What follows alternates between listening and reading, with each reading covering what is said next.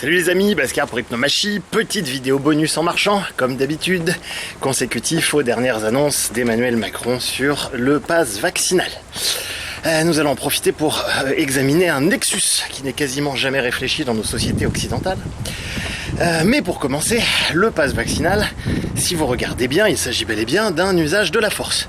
Pas d'un usage direct, non, mais d'un usage détourné, via ce que l'on appelle en psychologie de la manipulation une double contrainte, qui consiste à dire, en gros et à peu de choses près, vous êtes absolument libre d'eux, ce qui est déjà une technique de manipulation connue que nous avions déjà examinée dans une vidéo précédente.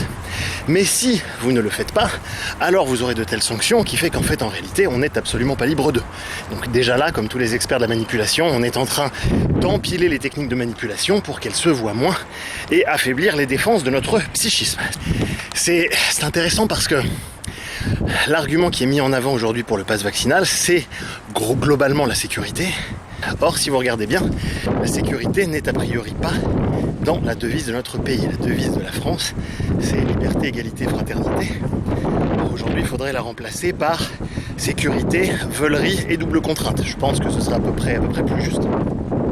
Il est question donc de voir dans quelle mesure on se reconnaît dans ces valeurs. Et à la limite, pourquoi pas, la sécurité peut tout à fait être une valeur. En soi, ça n'est pas critiquable.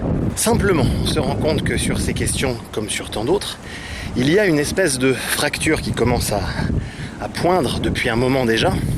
Alors je ne vais pas réduire le corps social à deux camps, parce que c'est éminemment plus complexe que simplement deux camps, mais il y a en tout cas tout un dégradé que l'on examine bien au séminaire, dans lesquels on va retrouver,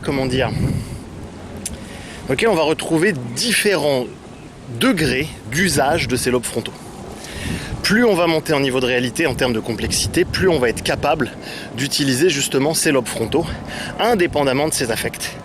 Et dans cette histoire, un des points qui n'est quasiment jamais abordé au sein de notre socioculture, c'est précisément la différence d'utilisation des lobes frontaux, qui quasiment à force finit par confiner à la différence de spéciation.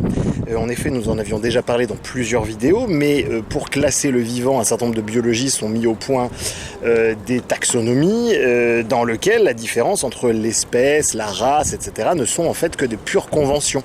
Dans le vivant, il s'agit d'un continuum dans lequel, avec le temps, les espèces finissent par se différencier selon le milieu, l'environnement, etc., etc. Déjà par le passé, nous avions déjà rencontré cela à l'époque où Sapiens avait déjà eu énormément d'échanges avec Néandertal, parfois même des croisements, mais au final cela avait toutefois abouti à une séparation entre différentes espèces littéralement, et il se pourrait bien que cela se retrouve à nouveau actuellement, et cette différenciation entre les êtres humains progressive est un véritable tabou de l'époque qui voudrait considérer l'humanité comme une et indivisible, quitte à contrevenir littéralement aux lois de la biologie. Alors d'où est-ce que cela vient, cette habitude cognitive de considérer l'humanité comme une et indivisible? Après tout, pourquoi est-ce que l'on mettrait une espèce de frontière, de barrière à cet endroit? Pourquoi est-ce qu'on n'inclut pas d'autres mammifères supérieurs comme les grands singes, les dauphins, certains poulpes, etc. Et pourquoi est-ce qu'on ne pourrait pas justement mettre le curseur à un autre endroit? Eh bien, il n'y a absolument aucune réponse à cette question, c'est de la pure idéologie. Et c'est une idéologie extrêmement moderne qui vient des Lumières, qui n'est pas forcément faux. Idéologie, ça ne veut pas dire faux, mais je vous invite à avoir bien conscience de cet aspect idéologique. Et pour moi, ce qui est en train de se passer là aujourd'hui met justement l'accent sur la différence entre justement d'usage des lobes frontaux entre un certain nombre d'êtres humains. Énormément de mes frères humains ont compris l'intérêt de la non-violence, ont compris l'intérêt du respect du droit, ont compris l'intérêt de la souveraineté, et un certain nombre d'entre eux continuent à se comporter comme des prédateurs qui nient l'altérité et le libre arbitre des autres êtres humains. Et si on les mettait sous un IRM, on verrait bien justement des différences d'utilisation des lobes frontaux, un certain nombre d'inhibitions de zones liées à l'empathie, liées à l'altérité, etc., etc. Et je pense qu'il n'est pas forcément absurde de penser à cela en termes de distinction et de spéciation.